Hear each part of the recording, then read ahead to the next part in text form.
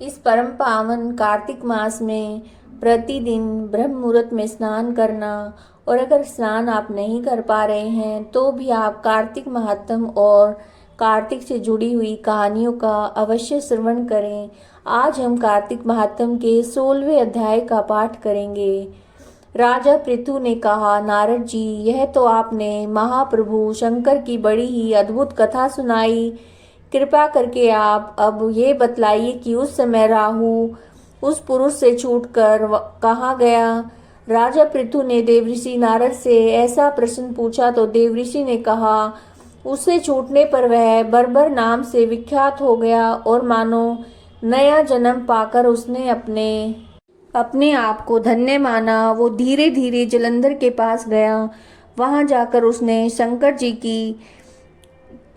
की कही हुई चेष्टा कही। उसे सुनकर दैत्यराज को बड़ा क्रोध आया। उसने सब दैत्यों को सेना सजाने की आज्ञा दी। काल नेमी और शुम निशुम आदि सभी महाबली दैत्य तैयार होने लगे।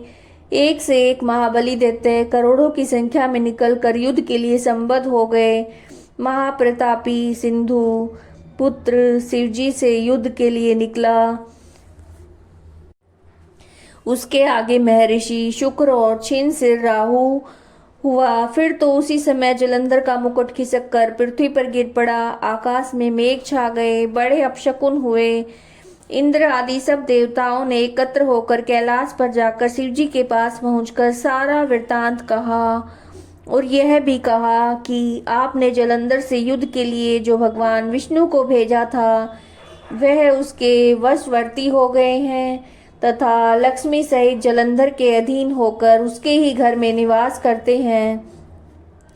अब देवताओं को भी उसके यहाँ निवास करना पड़ रहा है। अब वह सागर पुत्र आपसे युद्ध करने के लिए आ रहा है, अतः आप उसे मारकर हमारी रक्षा कीजिए। देवताओं से ये सब कुछ सुनकर शंकर जी ने भगवान विष्णु से पूछा, हे ऋषिकेश, युद्ध में आपने जलंधर का संहार क्यों नहीं किया और बैकुंठ को छोड़कर आप उसके घर कैसे चले गए हैं। ये सुनकर भगवान विष्णु ने हाथ जोड़कर नम्रता पूर्वक शंकर से कहा, उसे आपका अंशिवा लक्ष्मी का भाई होने के कारण नहीं मारा है।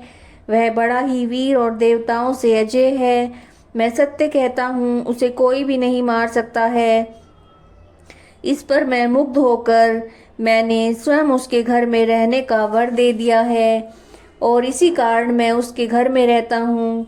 हे सूर्यवर्य विष्णु, आप ये क्या कहते हैं? उस दैत्य जलंधर को मैं अवश्य मारूंगा, इसमें संदेह नहीं है। अब आप सब देवता जलंधर को मेरे द्वारा मरा हुआ जानकर अपने स्थान को जाइए। तब शंकर जी ने ऐसा कहा तो सभी देवता संदेह रहित होकर अपने स्थान को चले गए। ठीक उसी समय पराक्रमी जलंधर अपनी विशाल सेना के साथ कैलाश पर्वत को घेरकर सिंहनाद करने लगा। दैत्यों के नाद और कोलाहल से शिवजी क्रुद्ध हो गए। उन्होंने अपने नंदी आदि गणों को उसके साथ युद्ध करने की आज्ञा दे दी। कैलाश पर्वत के समीप भीषण युद्ध होने लगा। दैत्य अनेक प्रकार के अस्त्र शस्त्र बरसाने लगे। मेरी मृदंग शंख तीरों हाथी घोड़े रथों के शब्द से पृथ्वी कांपने लगी। युद्ध में कट कर मरे हुए हाथी घोड़े और पैदलों पर पहाड़ सा लग गया।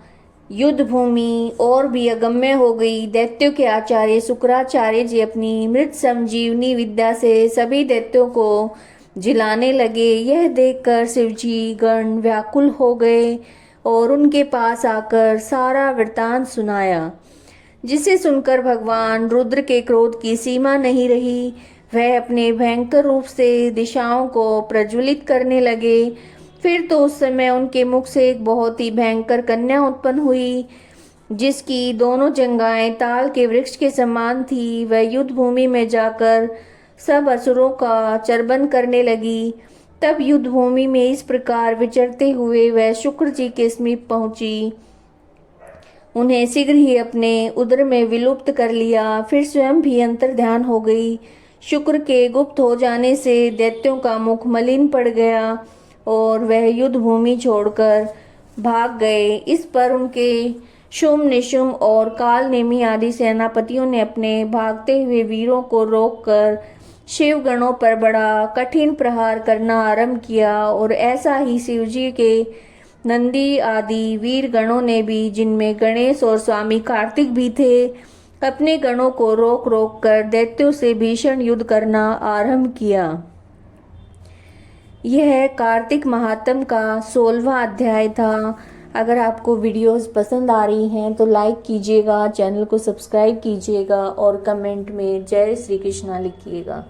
जय श्री कृष्णा।